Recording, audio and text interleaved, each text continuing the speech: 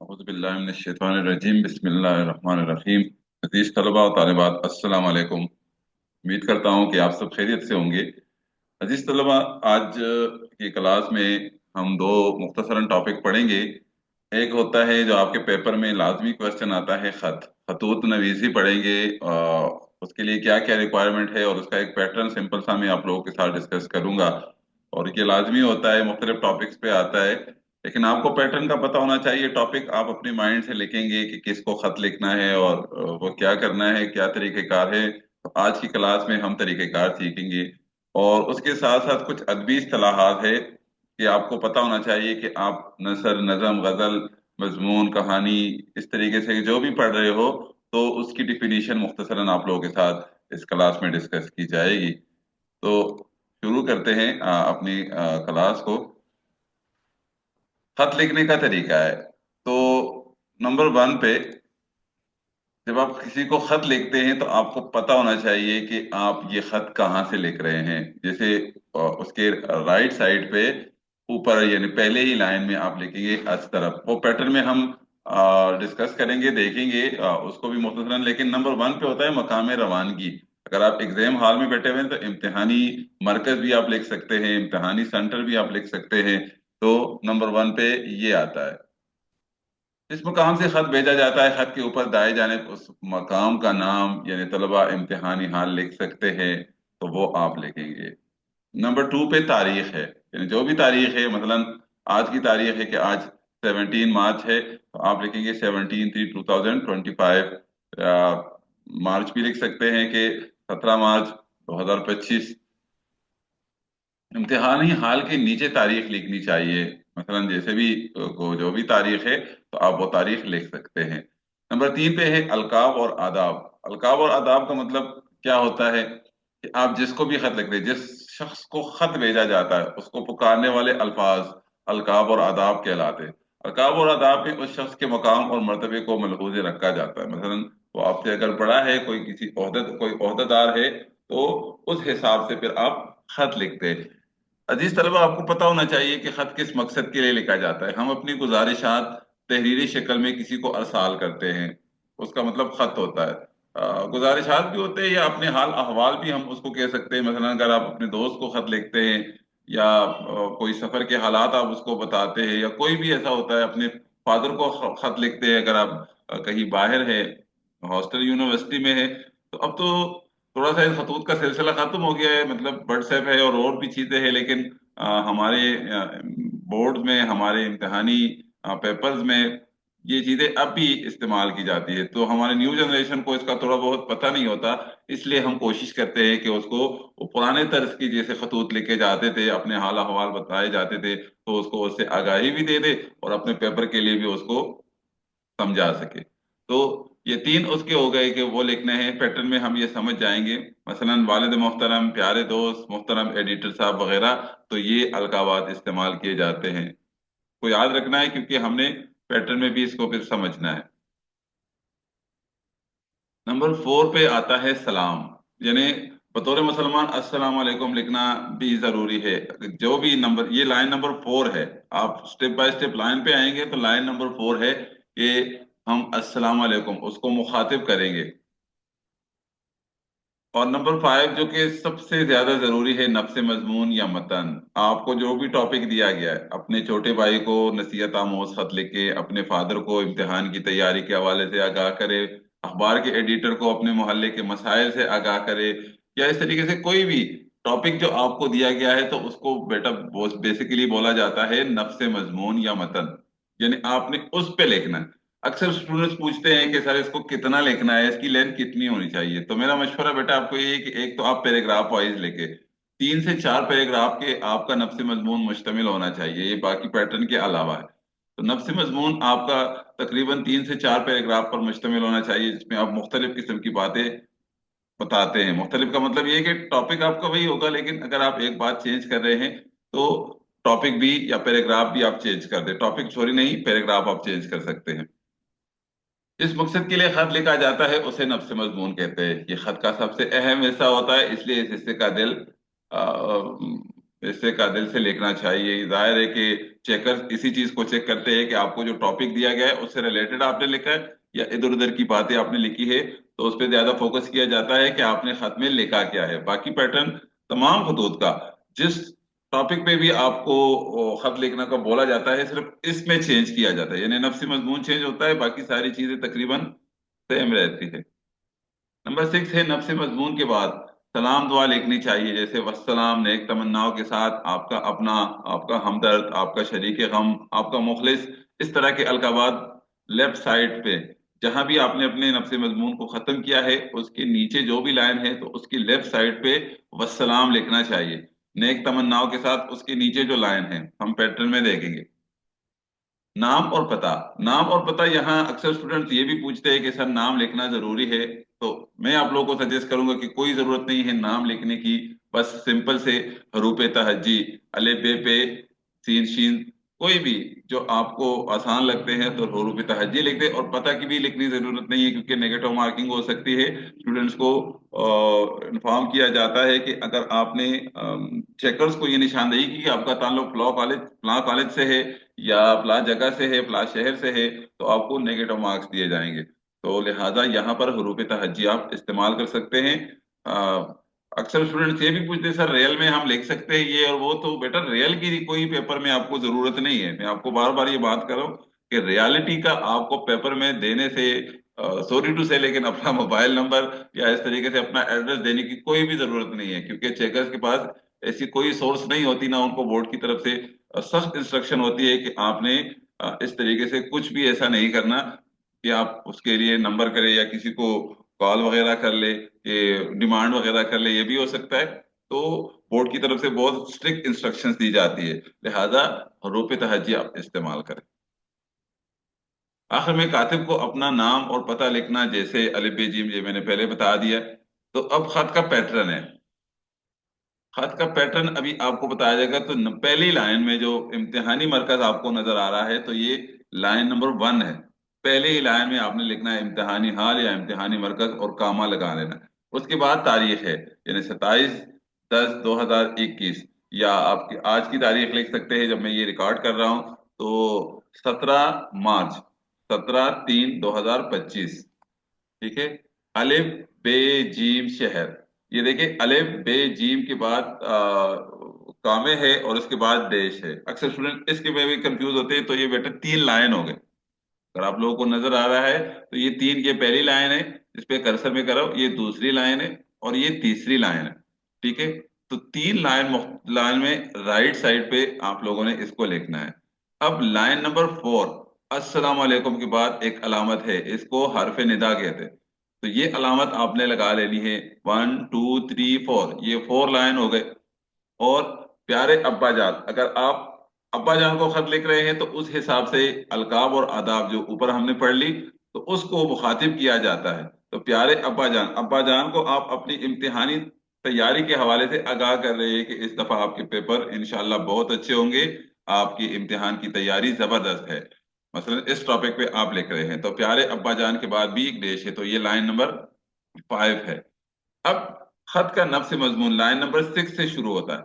आप यहाँ पर लिख सकते हैं कि सलाम के बाद अर्ज ये है कि मैं खैरियत से हूँ और उम्मीद है कि आप सब भी खैरियत से होंगे। तो जैसे मैंने आपको बताया ना कि इम्तिहान की तैयारी के हवाले से अपने फैमिली को या अपने अपने अब्बाजान को, अगर वो बाहर मुल्क में है या कहीं और है या आप हॉस्टल में है, तो उसको आगाह आप कर रहे हैं, तो यहाँ पर या खत के नफ्स मजमून में आप उसको मुकम्मल डिटेल बताएंगे। तो ये बात मैंने पहले भी बेटा बता दी कि यहाँ पर पैराग्राफ वाइज इस्तेमाल करें, और 3 से 4 पैराग्राफ पे आपका नफ्स मजमून मुश्तमिल होगा और यही पैटर्न होगा, तो आपका खत बड़ा प्यारा लगेगा। और कोशिश करें कि मार्जिन लाइन भी आप लगाए राइट और लेफ्ट पे, तो आपका खत बड़ा प्यारा लगेगा। और जैसे ही चेकर के पास जाता है तो बड़ा अच्छा तासुर वो देता है और वो आपको इंशाल्लाह पूरे नंबर देंगे। ठीक है। ये खत का नफ्स मजमून जो रेड पे लिखा हुआ है, तो इसमें आपने वो सारा कुछ लिखना है कि जो टॉपिक में दिया गया है। मैंने पहले भी बता दिया बेटा कि आपका पैटर्न यही रहेगा। ठीक है। पैटर्न जो भी आपको टॉपिक दिया जाता है वो आपका यही रहेगा। यहाँ पर सिर्फ ये जो प्यारे अब्बा जान और वो है जिसको भी आप लिखते हैं तो वो चेंज होता है। खत का नफ्स मजमून चेंज होगा ऑटोमेटिकली। जाहिर है कि उसमें वही बातें लिखनी है जो आपके टॉपिक में दी गई है। और यहाँ पर वस्सलाम, लेफ्ट साइड के जहां भी नफ्स मजमून खत्म हुआ है तो उसके वस्सलाम आपका बेटा। अगर आपने अपने दोस्त को लिखा है तो आप लिखिए आपका दोस्त। अगर आपने किसी ओहदेदार को, किसी ऑफिसर को लिखा है तो अगर आपको आपका मुखलिस, आपका हमदर्द, इस तरीके से आप लिख सकते हैं। और जैसे हमने पते की बात की कि यहाँ एड्रेस नहीं लिखना, तो अलिफ बीजिम सिंपल लिख ले, तो ये बिल्कुल एक दूसरे के क्रॉस आएंगे। ये वाले जो इम्तिहानी मरकज, डेट और अलिफ बेजिम शहर है, तो शहर कभी भी मेंशन ना करें, ये मैं पहले भी बता चुका हूं। और यहाँ भी कोई जरूरत नहीं है कि आप अपने शहर को, अपने नंबर्स को, अपनी क्लास को, उसको मेंशन करें। बस जैसे मैंने बताया था बिल्कुल इसी तरीके से कर ले, और यहाँ पर आपका खत नफ्स मजमून आ जाएगा। तो आपका जो खत है वो बहुत जबरदस्त लगेगा, और इंशाल्लाह आपको पूरे पूरे नंबर मिलेंगे। तो बेटा उम्मीद करता हूँ कि आपको ये पैटर्न समझ आ गया होगा। फिर भी अगर आपको कहीं भी इसकी समझ नहीं आती तो आप मुझसे बिला झिझक पूछ सकते हैं, मैं इंशाल्लाह आपको रिप्लाई करूंगा। अगले टॉपिक की तरफ बेटा बढ़ते हैं, जो हमारा है अदबी इस्तिलाहात। सबसे पहले अदब की तारीफ है। नसर, नज़म, गजल और मजमून, इसकी मैं मुख्तसरन डिफिनीशन मैंने लिखी भी है और साथ साथ मैं बताऊंगा भी। तो सबसे पहले जाते हैं अदब की तारीफ। अदब जो बेटा है अरबी जुबान का लफ्ज है जिसकी मानी है शाइस्तगी, तहजीब और तमीज। कुदरत इंसान को जो सुरमदी या छुपी हुई सलाहियतें अदा की है उसका इजहार अदब है।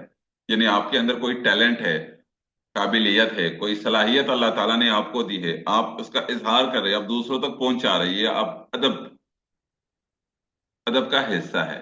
या इंसान के दिल में जो जज्बात, एहसासात और ख्यालात की मौजें बराबर उठती रहती है उसको खूबसूरत अल्फाज में तहरीर करना अदब कहलाता है।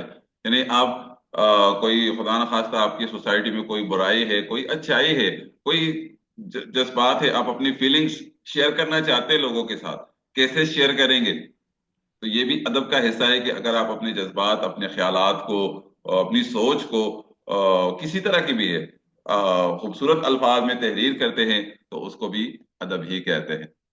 नसर और नज़म की तारीफ है। नसर की माने हैं बिखेरना और नज़म की माने हैं पिरोना। अजीम तरीन ख्यालात को सादा अल्फाज में लिख देना नसर है। अजीम तरीन ख्यालात को सादा अल्फाज में तहरीर करना या लिख देना नसर है। ख्यालात अच्छे होंगे, नसर की फिर अपनी इसनाफ है, अपनी किस्में है, एक अलग टॉपिक है। और अजीम तरीन ख्यालात को अजीम तरीन अल्फाज में लिख देना नज़म है।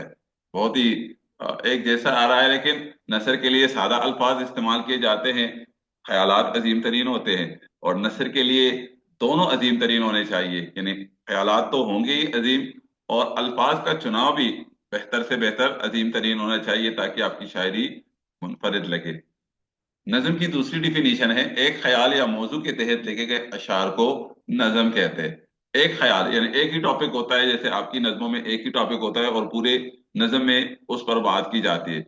या हम ये भी कह सकते हैं तीसरी डिफिनीशन के अशार के मजमूए को भी नज्म कहते हैं। गजल की तारीफ।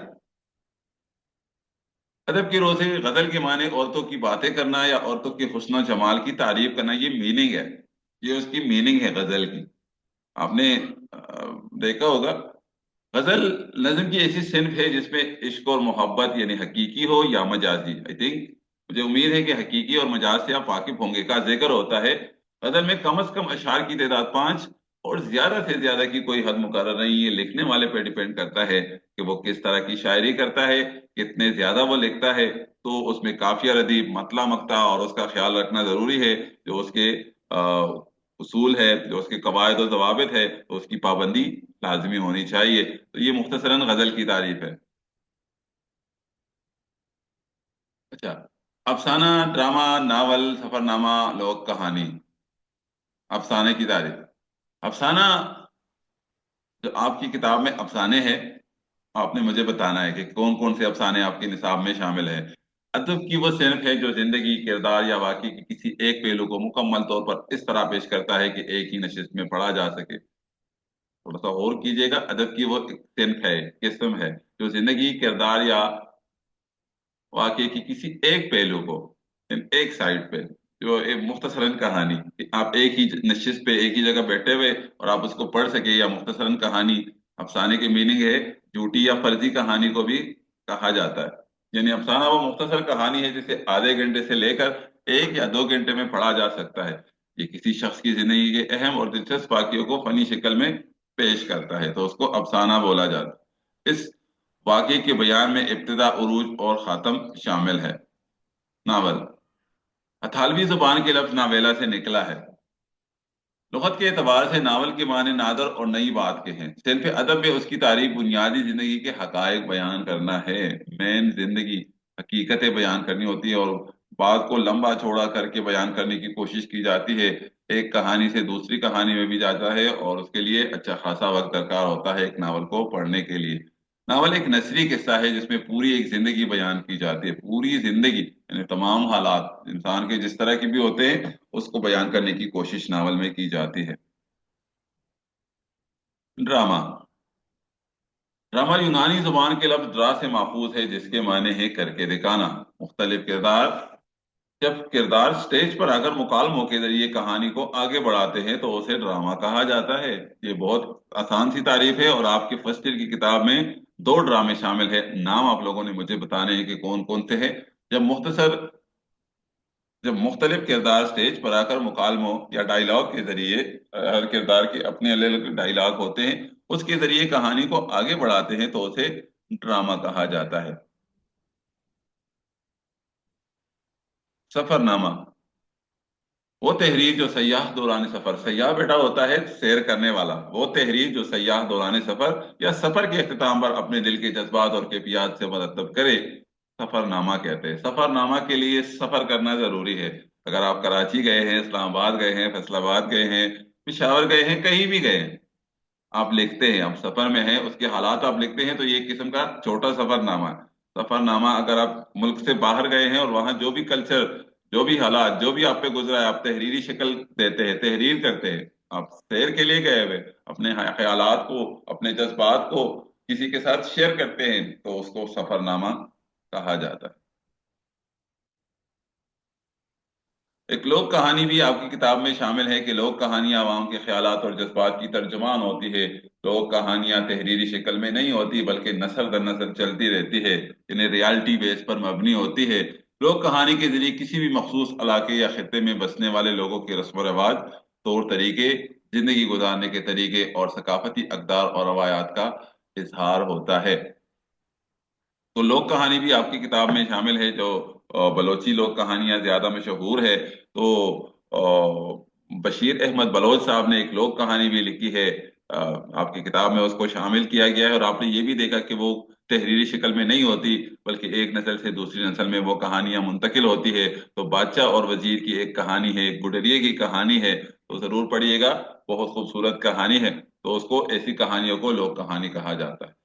तो बेटा, ये मुख्तसर से आज के जो टॉपिक थे क्लास में, मैंने कोशिश की जो उसकी डिफिनीशंस या जो भी खत का पैटर्न आपको बताया गया, तो उसको मैंने आसान अल्फाज में लिखने की कोशिश की। और मुझे उम्मीद है कि आप लोगों को जब इसकी ज़रूरत पड़ेगी तो आप उसको ज़रूर पढ़ेंगे, ज़रूर उससे फ़ायदा हासिल करेंगे। और अगर आपको फ़ायदा मिल रहा है तो आपने मेरी हौसला अफजाई के लिए ज़रूर मुझे बताना है, ताकि मैं इस काम को कंटिन्यू जारी रख सकूं। आप लोगों की मोहब्बतों का बहुत बहुत शुक्रिया। अपना बहुत सारा ख्याल और मुझे अपनी दुआ में याद रखिएगा। अल्लाह हाफिज।